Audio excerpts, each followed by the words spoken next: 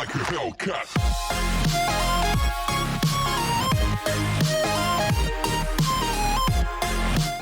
Before we get started, I have a favor. If you enjoy my content and want to see me continue to improve in both quality and size, please check out my Patreon linked in the description. Any amount helps and it is greatly appreciated. There are so many rewards for each level of donation, so go check it out.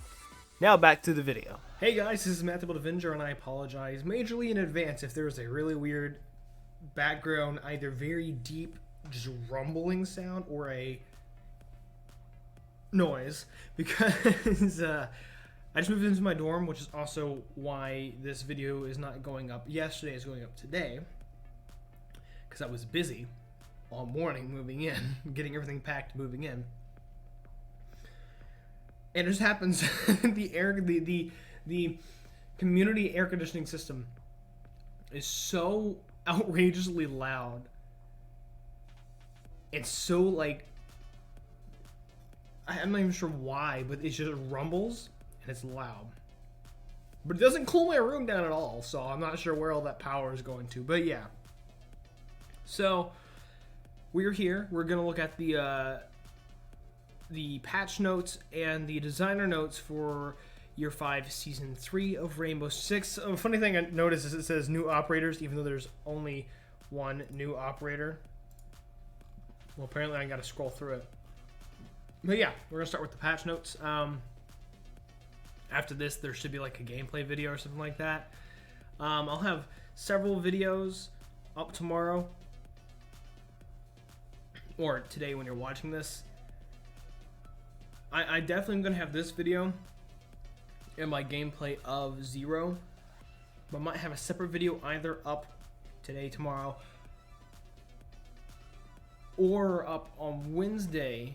That's like me going over like the other stuff, like the new secondary gadget and the new site. So we'll see when it happens. So yeah, let's hop right into this. So Operation Shadow Legacy. Chock full of unveiled secrets, Operation Shadow Legacy introduces a legend to keep all Rainbow specialists on their toes. And who better to introduce to the team than Zero, the first member of the Rainbow Operations staff, the one and only Sam Fisher himself. Bringing with him a new Argus device for intel and utility, he is sure to give all operators a challenge. As usual, you'll find all you need to know, the patch notes below. Map rework, and hopefully we get the Tachanka rework this season, like mid-season, but we have no idea. Zero doesn't have setbacks. He turns them into opportunities. Neat. So, Zero, attacker. Primary weapon as the SC 3000K. I think this is the weapon that he was holding on the leaks on the test server, but I don't 100% remember. I could be wrong, could be right, I just don't know. Or the MP7 as his option. I think this MP7 has like one of the new scopes on it. It's basically like the Acog, it's a little less powerful, but I'll have to check it out. Secondary weapon, he has the 5.7 USG Magnum pistol, whatever you call it. For secondary gadgets, he has frag grenade and claymores as options. I'm probably gonna go frag grenade just because that's what I like. He's a 2 armor, 2 speed, and the Argus launcher. And intel is crucial to a good attack strategy, and Zero is well aware of that. His Argus launcher is equipped with a very special camera that can lodge themselves into breakable and reinforced surfaces to survey either side. He can look through either side. Yes, these cameras can cover 2 angles and effectively allow you to spy on the opposing team. Argus do have one more quirk, a single laser shot, perfect for destroying key elements of defender setups or drawing the attention away from a choke point. So basically he's kind of a mix between Twitch and Valk with his gadget, since it's a deployable camera and also has the bolts. The only unfortunate thing, it's only one, but he does come with 4 of these cameras, so that's 4 bolts altogether, so you should be able to get full use out of it. I think it'd be cool if they added 1 bolt per side, but oh well. So yeah, quote from Mira: Argus, like Zero, has eyes everywhere, sometimes where you least expect them or want them. Yeah, well, we're definitely gonna have to do some testing on it. It's gonna be fun. So map rework Chalet, or Chalet. I call it Chalet. I really don't know. Chalet has been with us for a long time and has a special place in our hearts. Unfortunately, Unfortunately, in its previous state, it was not as viable as other maps, so we wanted to give it a little love, and a little of it deserves with a proper rework. To modernize the map, we focused on the objectives and how balanced they were. Basement and kitchen site were already quite strong, so changes were minor. One hallway was added to improve rotation between the sites in the basement, and we switched out the trophy site for a new one in dining. And this goes over to minor changes. I'm not all big on the map changes. I mean, you saw the map changes if you watched my leak video. Pretty much all those came through to live, so you'll just see them in my gameplay. Since I'm not really good with the maps and stuff like that, there's really no point in me doing a specific video on it anyway, so yeah. We're going to skip through that and get to the more important stuff in my opinion. Ping 2.0. The new ping system is coming. On top of the regular yellow ping, you'll now be able to use contextual pings both while in character and while using cameras and drones. You'll also be able to keep pinging after being eliminated, so your ability to give your teammates intel will remain. Few notes: you can reveal the opposing operators by pinging their primary gadget, which is really cool. You can also ping secondary gadgets if you want to. Regular yellow ping will have assigned numbers to make it easier for callouts to call out specific operators based on their ping. The reticle used to determine where your ping will go and be turned off in option, and it can be turned off in options. When using control, default ping input has been switched with the swallow fire mode input button, which, okay, interesting. I don't play on console anymore. I was trash on console. I'm still trash here, but yeah. Take time to familiarize yourself with the new system. It's bound to change the way everyone approaches and considers sharing intel with their team. So yeah, next is map bans. These are being introduced into the ranked and unranked, not casual, of course. We're introducing a new feature called map bans that will allow players to gain more control over the maps they play, both in ranked and unranked. Before a match, each team will be able to ban out one map from a pre-selected rotation of the 3 maps of the pool. Banning the same map will result in a random selection of 2 maps remaining to be banned while banning 2 different maps. By elimination will result in the selection of the remaining map. Players can also choose not to ban any maps. So it basically gives you more agency where you play, which I really like. I've kind of been asking for this for a while. I wish something like this would go in Overwatch, but oh well. I like this. I can't wait to test it out. This will be one of those that I won't make a video on because it's not really something that's like, oh hey, I'm gonna test and see how this feature works. If it works, if it didn't work, it wouldn't be in the game. So yeah, it's kind of straightforward how it works too. So there's not really any point in that. Next, we get the match replay test server only. So basically, they're giving us the ability to play matches and view them in replays, which I'm really excited for. It's like Overwatch. Apparently, this is basically an alpha version, so we may not even get it. This might be something slated for a full release in year 6. Or maybe even season 4, but I definitely think year 6 is a good guess on when it's going to come out. Either way, though, I'm excited. I might do a video later this week on this, in addition to my Thursday video, but I haven't decided yet. Yeah, you can hold up to 12 games locally, and you start out in like a spectator mode. You can go to the first-person view of every single character, or the top-down view that they use, which is the spectator.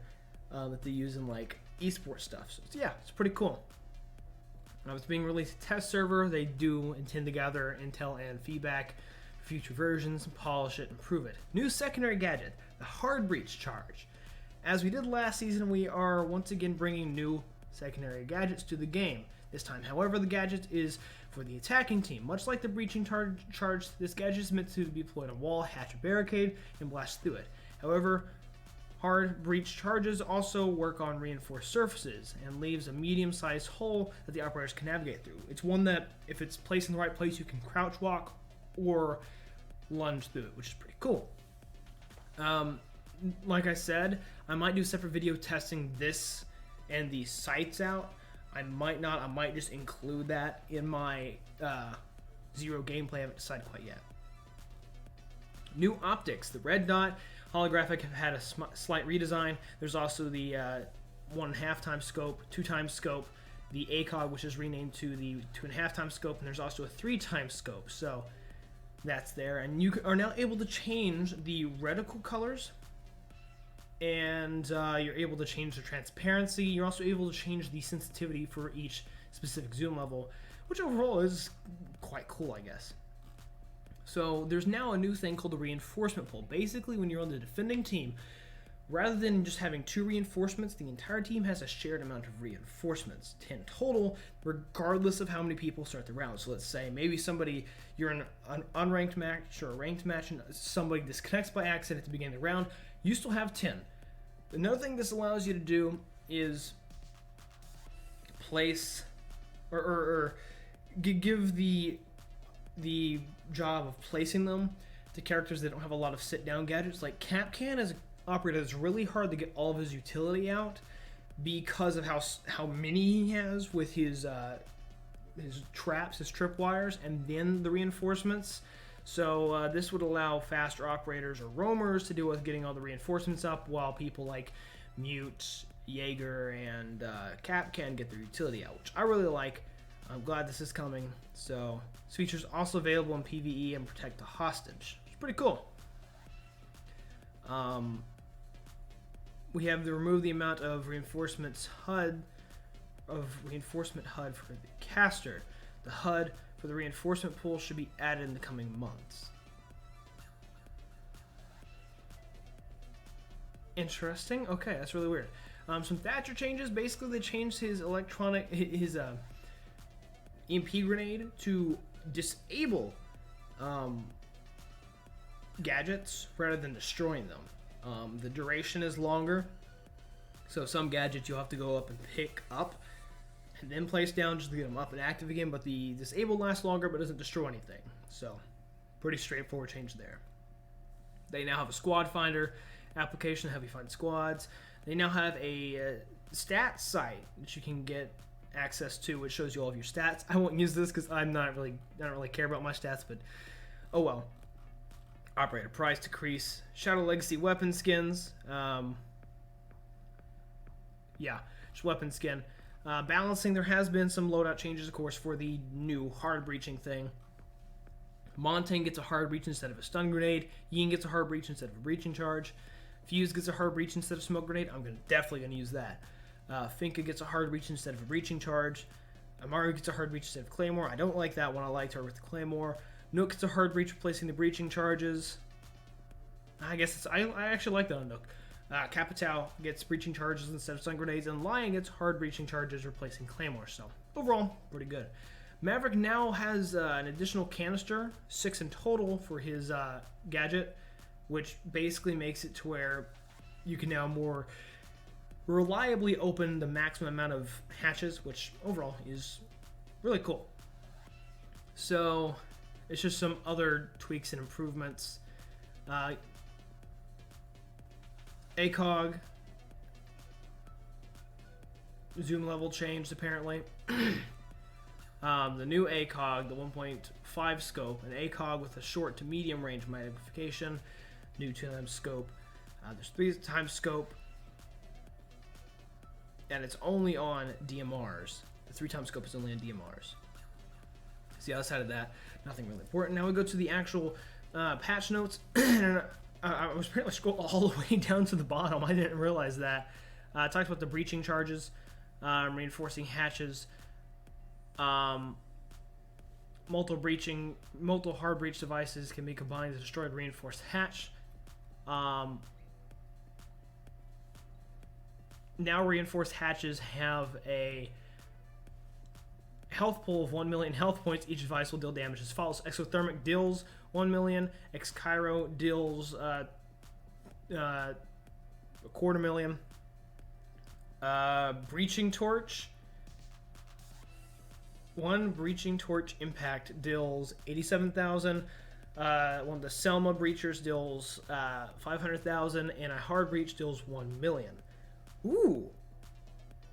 3 or more conical shaped charges have to be on top of the hatch. Interesting. So it deals that much damage and it breaks through it, but doesn't entirely destroy it? I'm confused. Okay, well, let's go to some of the other changes. We've already talked about the Thatcher change. Change and the Maverick change. There is a Yana change, and it's the Gemini is able to use the ping 2.0. like the player and the cameras, which is really cool. Outside of that, weapon changes, a bunch of different sights have been added, and nothing much more on the patch notes side. So yes, what do you guys think about this season? Have you got a chance to go look at it on the, my mind's gonna blank, on the test server? I haven't yet. This is my first time reading the patch notes. I'm literally about to go into the test server, so yeah. Feel free to tell me your opinion in the comment section down below. As always, thank you all for watching. Please like, comment, and subscribe for more content. Follow me on my socials. Keep it. Channel, go to Discord, join the conversation Patreon if you feel like supporting me. That's what's Avenger. Have a nice day. Stay safe. Peace out.